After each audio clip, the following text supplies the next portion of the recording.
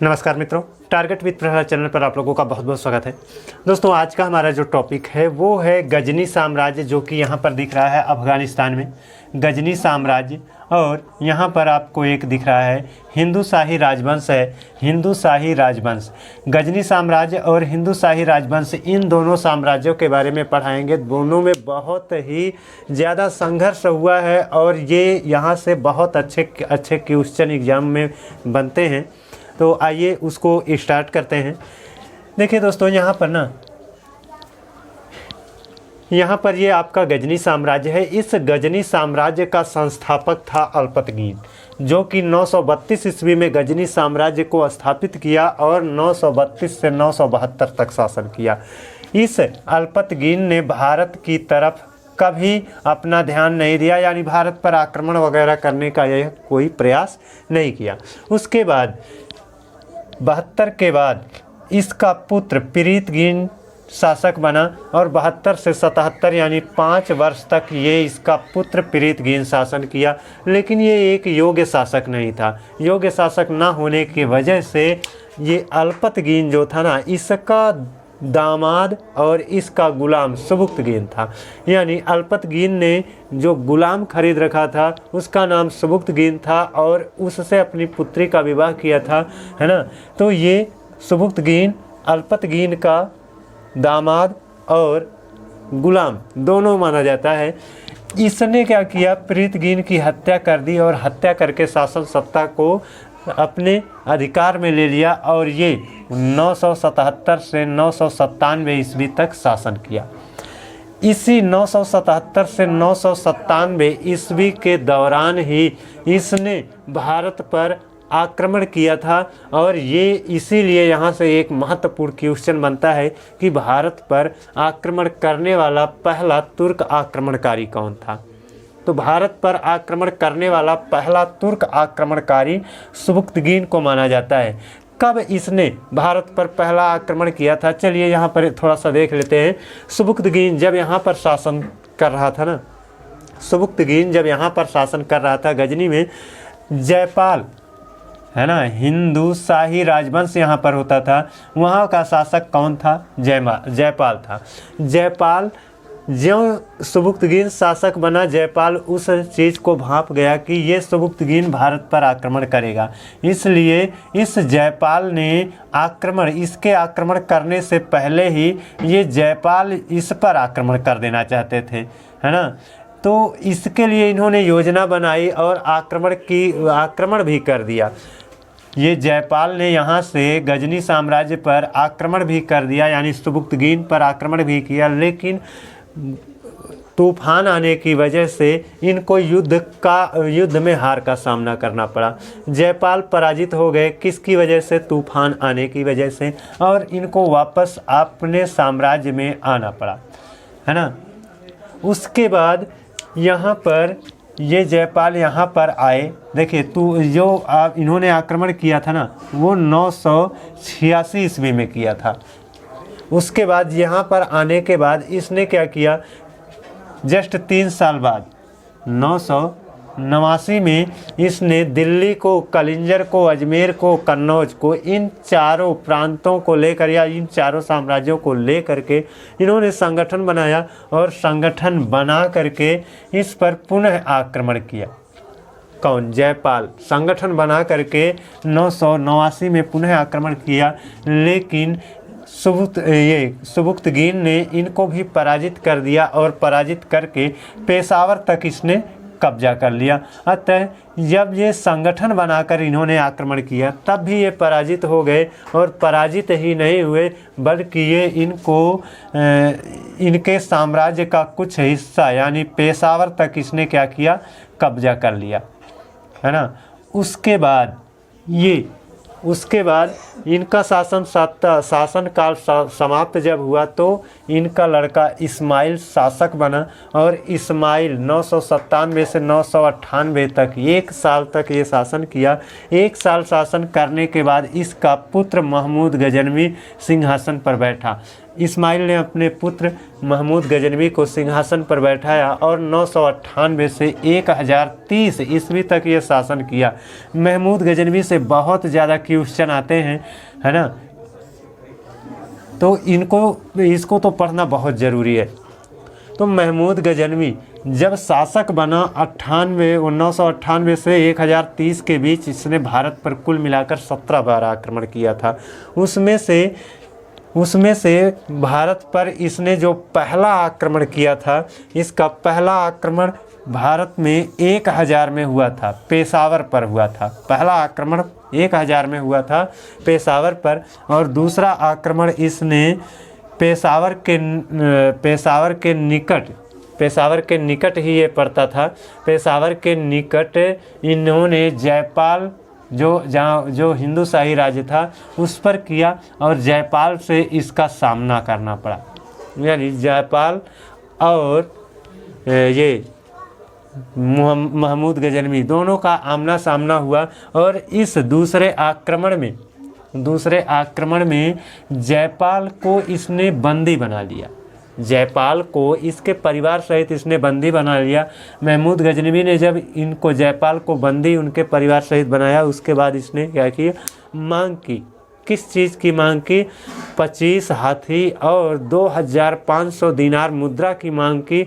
इतना देने के बाद गजनवी ने जयपाल को छोड़ दिया, लेकिन जयपाल का इतना ज़्यादा अपमान हो चुका था कि वो उस अपमान को सह नहीं सके और उन्होंने आत्महत्या कर ली। अब देखिए, ये जो महमूद गजनवी है ना, महमूद गजनवी को अल आदिल बिल्लाह ने 2 उपाधियाँ दी थी, एक यमीन उद दौला की और दूसरा यमीन उल मिल्लाह की। ये 2 उपाधियाँ दी थी। अब ये जो महमूद गजनवी है ना, बहुत ही ज़्यादा घटिया प्रकार का ये एक शासक था, है ना। ये मूर्ति भंजक आक्रमणकारी के नाम से जाना जाता है, और ये धन का बहुत ज़्यादा लालची था। यानी इसके अंदर धन की लालसा कूट कूट करके भरी थी। ये 2 अवगुण होने के कारण, देखिए, एक शासक का मुख्य कार्य क्या होता है? अपने साम्राज्य का विस्तार करना। किसी मूर्ति वगैरह को लूटना या फिर किसी चीज़ को नुकसान करना या धन इकट्ठा करना, ये शासक का मुख्य उद्देश्य नहीं होता है। शासक का मुख्य उद्देश्य, या हम उत्कृष्ट शासक उसे कहते हैं जो साम्राज्यवादी नीति को अपनाता हो। तो साम्राज्य विस्तार तो ये नहीं किया, है ना, उसके खिलाफ ये धन इकट्ठा किया। धन इकट्ठा करने के साथ साथ ये मूर्ति भंजक आक्रमणकारी माना जाता है। ये जब भी भारत में आक्रमण करता था ना, तो मंदिरों में आक्रमण करता था। अधिकतर देखा गया है कि मंदिरों में ये आक्रमण करता था और आक्रमण करके वहाँ की मूर्तियों को तोड़ देता था, और तोड़ करके वहाँ की धन संपदा को लूट कर लेकर चला जाता था।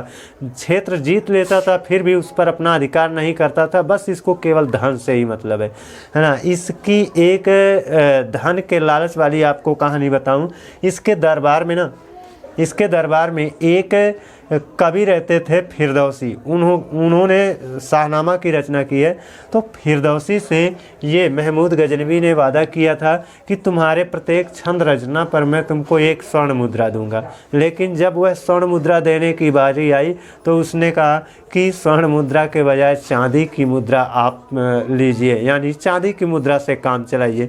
एक शासक अपनी बात से थोड़े से धन के लिए मुकर जाता है, एक कवि को वह खुश नहीं कर पाता है, तो सोचिए कि वह कितना धन का लालची रहा होगा। बहुत ज़्यादा धन का लालची रहा होगा। इसीलिए भारतवासी इसको शैतान की औलाद कहते हैं।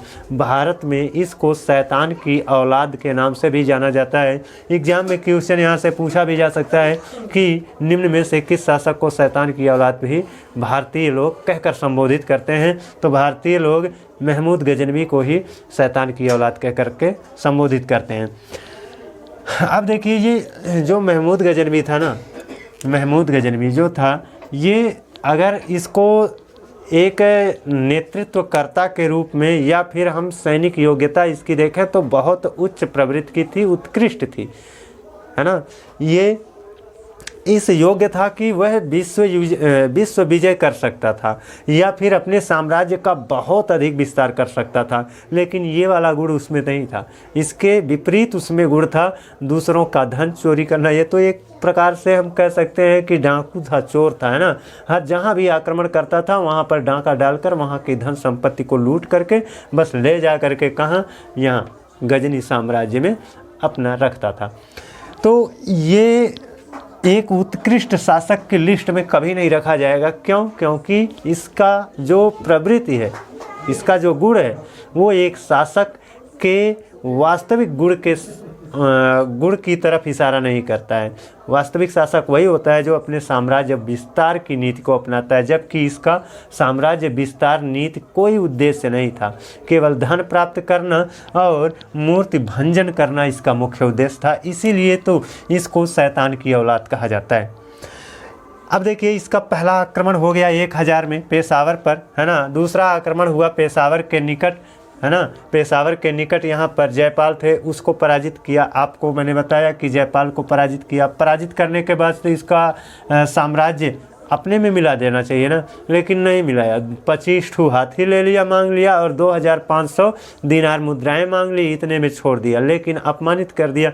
अपमानित करने की वजह से जयपाल क्या हुआ, जयपाल यहीं पर एक नदी बहती है, उस नदी में कूद करके उन्होंने अपनी आत्महत्या कर ली, है ना।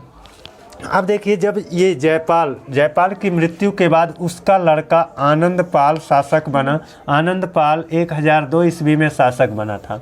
और जब ये आनंदपाल शासक बना ना, तो इसने इसके पिता जयपाल द्वारा जो संघ बनाया गया था, दिल्ली, कलिंजर, अजमेर, कन्नौज, इनका जो संघ बनाया गया था, उसी संघ को लेकर के वो आगे बढ़ा।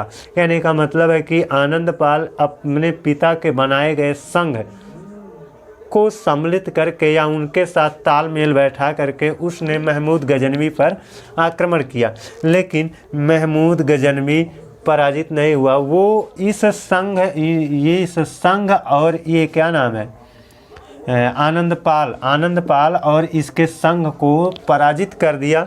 और पराजित कर दिया तो यहाँ पर आनंदपाल को यहाँ से भागना पड़ा। यहाँ से ये भाग करके नमक की खाड़ी में जा करके नंदन नगर बसाए और वहाँ पर अपना साम्राज्य संचालित करने लगे। यानी इनका प्रभाव ख़त्म होने लगा। धीरे धीरे प्रभाव हिंदू शाही राजवंश का प्रभाव धीरे धीरे ख़त्म होने लगा, है ना। और जब इसका प्रभाव धीरे धीरे ख़त्म हो गया, अगला शासक आया त्रिलोचन पाल, प्रभाव और ख़त्म हो गया। अगला शासक आया भीमपाल, यही हिंदू शाही राजवंश का अंतिम शासक था। और ये हिंदू शाही राजवंश के अंतिम शासक होने के साथ साथ इसकी स्थिति ऐसी हो गई थी ना, ये जैसे सामंत वगैरह नहीं होते हैं, सामंत जैसी इसकी स्थिति हो गई थी। इसलिए इसके बाद कोई और शासक नहीं बना। यही हिंदू शाही राजवंश का अंतिम शासक माना जाता है। यहाँ से क्वेश्चन पूछा जाता है कि हिंदू शाही राजवंश का अंतिम शासक कौन था, तो हिंदू शाही राजवंश का शासक भीमपाल था। अब देखिए, ये आनंदपाल ने जो संघ के साथ, है ना, आक्रमण किया था, वो 1008 ईस्वी में किया था। 1008 ईस्वी में किया था। अब देखिए, ये जो महमूद गजनवी है ना, महमूद गजनवी भारत में आक्रमण करके क्षेत्र विजित करता था, लेकिन उस पर कब्जा नहीं करता था। बिना कब्जा किए केवल धन संपत्ति वहाँ का लूट करके लेकर चला जाता था, कब्जा नहीं करता था। लेकिन उसने एक क्षेत्र कब्जा किया था यहाँ पर अपना, मतलब भारत में आक्रमण करने के लिए, यहाँ पर चौकी बनाने के लिए इसने इस क्षेत्र पर कब्जा किया था। और यहाँ पर कब्जा करके भारत में ये आक्रमण की प्लानिंग वगैरह, मतलब कहने का मतलब भारत में आक्रमण करने के लिए यहाँ पर इसने चौकी बनाने के दृष्टिकोण से कब्जा किया था। और यहीं से इसने, देखिए, जब इसने ये चौकी बनाया था तो वो आपका 921-22 में इस पर कब्जा किया था। लेकिन 921-22 से पहले ही इसने गंगा यमुना दोआब नदियों के बीच में यह एंट्री किया। कहने का मतलब हम ये कह सकते हैं कि महमूद गजनवी ने, ये आपकी गंगा नदी यहीं से आती है, गंगा नदी ऐसे बहती है ना, ये गंगा नदी, और यहीं से निकलती है यमुना नदी और ये दिल्ली होते हुए ऐसे जाती है। तो ये गंगा यमुना दो आब का क्षेत्र कहलाता है। ये गंगा यमुना दो आब कहलाता है, यानी गंगा यमुना के बीच में जो भूखंड है उसको गंगा यमुना दोआब कहा जाता है। इसी गंगा यमुना दोआब में वृंदावन और मथुरा का क्षेत्र आता है। वृंदावन और मथुरा पर इसने आक्रमण करके वहाँ की मूर्तियों को तोड़ा और वहाँ की धन संपदा को लूटा। जब ये गंगा यमुना दोआब में प्रवेश किया तब सन था 918 ईस्वी में गंगा यमुना दोआब में प्रवेश कर मथुरा और वृंदावन से ये इसने धन संपदा को लूटा। और जब ये मथुरा और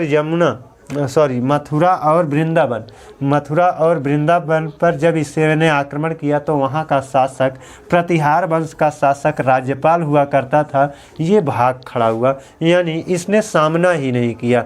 जब ये सामना नहीं किया तो चंदेल वंश के शासक विद्याधर गंड ने क्या किया, इसको ढूंढ करके इसकी हत्या कर दी। कि मतलब इतना कायरपन दिखाया, एक विदेशी के आने पर इसने इतना कायरपन दिखाया। इस कायरपन को ये बर्दाश्त नहीं कर पाया गंगाधर गंड, इसने इसको तलाशा और तलाश करके वहीं पर उसकी हत्या कर दी। कि मतलब चुल्लू भर पानी में इसको डूब मरना चाहिए। कि आक्रमण हो रहा था तो सामना तो करना चाहिए, जय पराजय यानी हार जीत तो लगी रहती है ना, जो होता वो होता, लेकिन ये भाग खड़ा हुआ, इसीलिए इसको गंगाधर गंड ने इसकी हत्या कर दी थी।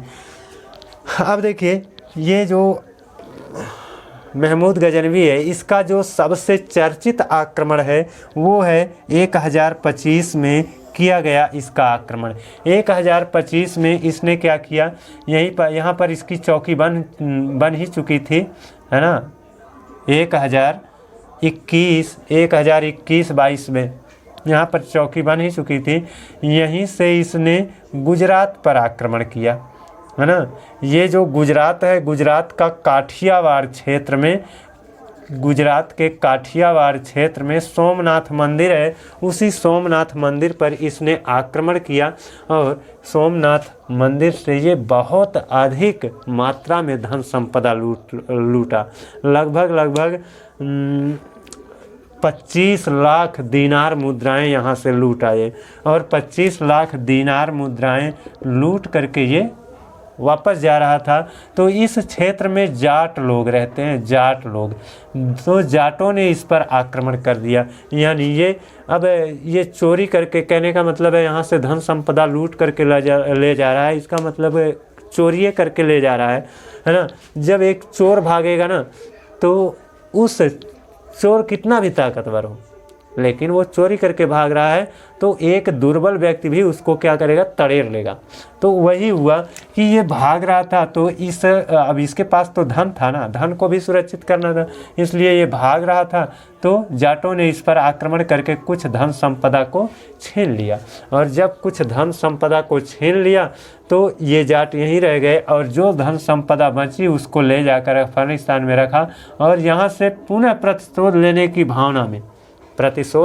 भावना में 1027 ईस्वी में इसने जाटों के विरुद्ध आक्रमण किया, जाटों के विरुद्ध आक्रमण किया था। अच्छा, एक चीज़ ये भी जानते रहिए, यहाँ से यहाँ तक आने में 1 वर्ष लग जाते थे, है ना। 25 में जब ये आक्रमण किया, सोमनाथ मंदिर को लूटा था, तो ये 24 में चला था, 24 में चला, 25 में यहाँ पहुँचा, है ना। कुछ दिनों तक यहाँ पर लूटपाट की, और यहाँ से फिर वापस गया, तब तक 26 हो चुका था, है ना। 26 हो चुका था, पुनः इन जाटों पर आक्रमण करने के लिए आया, तब तक 27 हो चुका था। तो 1027 में इसका अंतिम आक्रमण हुआ, और वो अंतिम आक्रमण किसके विरुद्ध था, जाटों के विरुद्ध था। तो ये था महमूद गजनवी, है ना, जिसको हमारे देश में शैतान की औलाद कहा जाता है। और इस शैतान की औलाद के दरबार में अलबरूनी भी रहते थे, जिसने तहकीक-ए-हिंद नामक पुस्तक लिखी है। फिरदौसी रहते थे, जो शाहनामा पुस्तक लिखी है ना। उत्बी और फारूकी भी इसके दरबार में रहते थे, और इसके दरबार में रह करके इसके लिए रचनाएं करते थे, यानी इसकी प्रशंसा वगैरह के लिए जैसे शासक जो होता है ना, वो शासक अपने लिए क्या करता है, शासक जो होता है वो अपने दरबार में अगर कवियों को रखता है तो वो कवि उसकी प्रशंसा में रचनाएं करते हैं। तो इसी तरह से इसने भी रखा था, है ना। तो ये था आज का हमारा टॉपिक। आप लोगों को कैसा लगा आप लोग कमेंट करके बताइएगा। अगले दिन आप लोगों से पुनः मुलाकात होगी, तब तक के लिए धन्यवाद।